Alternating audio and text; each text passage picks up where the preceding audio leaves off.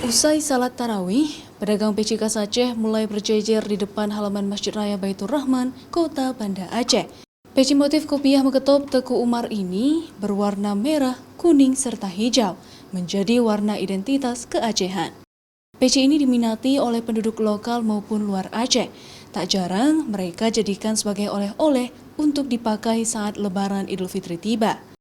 Harganya pun terjangkau, berkisar dari Rp25.000 hingga Rp50.000 tergantung kualitas, model, dan juga ukuran peci. Peci ini tersedia untuk orang dewasa maupun untuk anak-anak.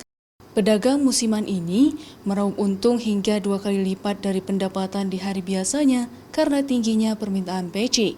Udah inilah sekarang kalau udah orang Jakarta dia ini beli orang luar. Orang kita ada pergi kat sini banyak laku. Pergi kat sini ya. Dia meningkat lah. Jadi kalau dekat Lebaran dia banyak laku lagi dia. 28 puasa. Itu baru kentang dia. Harganya kalau ini 50 paling murah ya. Harga pas dia. Ada yang murah lagi dia. Berbeda dengan peci lainnya, peci motif kopiah mengetop Teku Umar ini memperlihatkan nilai-nilai tradisi Aceh, yaitu warna merah berarti kepahlawanan, kuning kenegaraan, hitam berkaitan dengan hukum, serta hijau bermakna agama dan juga lingkungan. Nova Misdayanti, Kompas TV, Banda Aceh.